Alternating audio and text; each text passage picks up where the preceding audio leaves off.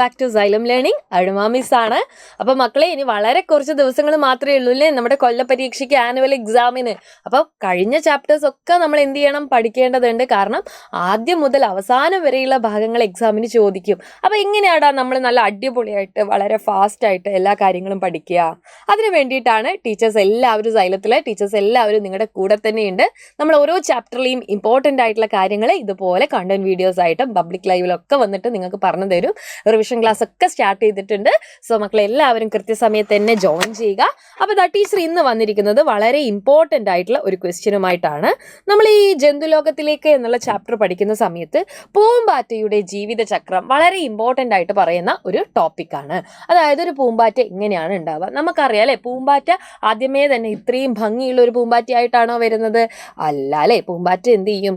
വളരെയധികം വ്യത്യസ്ത തരത്തിലുള്ള ജീവിത ചക്രങ്ങളിലൂടെ പോയിട്ടാണ് നമ്മൾ ഇന്ന് കാണുന്ന ഭംഗിയുള്ള പൂമ്പാറ്റയായിട്ട് മാറുന്നത്. അപ്പൊ നമുക്ക് ആ ജീവിത ചക്രം ഒന്ന് നോക്കിയാലോ? അപ്പൊ ഏറ്റവും ആദ്യം എന്താ സംഭവിക്കുക? ഒരു അമ്മ പൂമ്പാറ്റ ഉണ്ടാവും അല്ലെ. ആ അമ്മ പൂമ്പാറ്റ എന്ത് ചെയ്യും? അഡൽട്ട് ബട്ടർഫ്ലൈ മുട്ടയിടും. അപ്പൊ ആദ്യത്തെ സ്റ്റേജ് എന്ന് പറയുന്നത് എന്താണ്?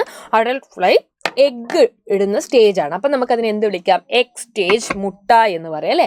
അപ്പൊ മുട്ട വിരിഞ്ഞിട്ടുണ്ടാവുന്ന ആളെ കാണുമ്പോൾ കാറ്റർപില്ലർ സ്റ്റേജ് എന്നാണ് നമ്മൾ പറയാം.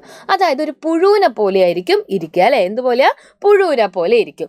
പിന്നീട് ഈ പുഴു എന്ത് ചെയ്യുന്ന അറിയോ? അത് പ്യൂപ്പയായിട്ട് മാറും. ആരായിട്ട് മാറുക?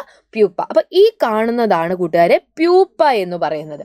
അപ്പൊ ഈ പ്യൂപ്പക്കുള്ളിൽ അത് കുറേ കാലം അല്ലെ ഇങ്ങനെ ഇരിക്കുന്നതായിരിക്കും. അപ്പൊ ആദ്യം ഒരു പുഴു പോലെയായിരുന്നു ഉണ്ടായിരുന്നത് അല്ലെ. അത് പിന്നീട് എന്തായി മാറി? പ്യൂപ്പയായിട്ട് മാറി. ആ പ്യൂപ്പയാണ് പിന്നീട് നല്ല ഭംഗിയുള്ള ബട്ടർഫ്ലൈ ആയിട്ട് മാറുന്നത്.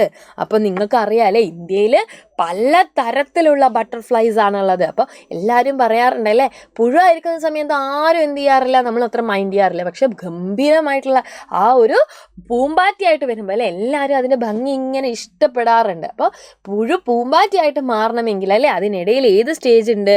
ഈ പ്യൂപ്പ സ്റ്റേജ് ഉണ്ട് എന്നുള്ളത് മക്കള് മറന്നു പോകരുത്. അപ്പൊ നമുക്കൊന്നുകൂടെ പറയാലോ, പൂമ്പാറ്റ എന്ത് ചെയ്യും? മുട്ടയിടും അല്ലെ. അതുകൊണ്ടാണ് ചക്രം എന്ന് പറയുന്നത്. അപ്പൊ പൂമ്പാറ്റ ആദ്യം മുട്ടയിട്ടു, എഗ് സ്റ്റേജ് ഉണ്ട്. എഗ് സ്റ്റേജിൽ നിന്ന് പുഴു അല്ലെങ്കിൽ കാറ്റർപില്ലർ ആവും. കാറ്റർപില്ലർ പിന്നീട് എന്തായിട്ട് മാറും? പ്യൂപ്പയായിട്ട് മാറും. പിന്നീട് എന്തായിട്ട് മാറും? നല്ല ഭംഗിയുള്ള പൂമ്പാറ്റകളായിട്ട് മാറും. അപ്പൊ ഇത് നോക്കിക്കേ, പ്യൂപ്പയിൽ നിന്നല്ലേ നല്ല ഭംഗിയുള്ള പൂമ്പാറ്റ വിരിഞ്ഞു വരുന്ന നോക്കിക്കേ നിങ്ങൾ. നല്ല ഭംഗിയുണ്ടല്ലേ കാണാൻ വേണ്ടിയിട്ട്. അപ്പോൾ ഒരുപാട് ചിത്രശലഭങ്ങൾ നമ്മുടെ ചുറ്റുപാടുമുണ്ട്. അതിങ്ങനെ തേൻ കുടിക്കുന്ന ചിത്രങ്ങളൊക്കെ നിങ്ങൾ കണ്ടിട്ടുണ്ടാവും. അപ്പോൾ പൂമ്പാറ്റയെക്കുറിച്ച് ഒരുപാട് കാര്യങ്ങൾ നമ്മൾ പഠിച്ചു വെക്കേണ്ടതുണ്ട്. വലിയ ചിത്രശലഭം ഏതാണ്, കുഞ്ഞത് ഏതാണ് എന്നൊക്കെ. കുഞ്ഞതിൻ്റെ പേര് രത്നനീലി എന്നാണ്. അതൊക്കെ നിങ്ങൾ എന്ത് ചെയ്യുക? ഓർത്ത് വെക്കുക.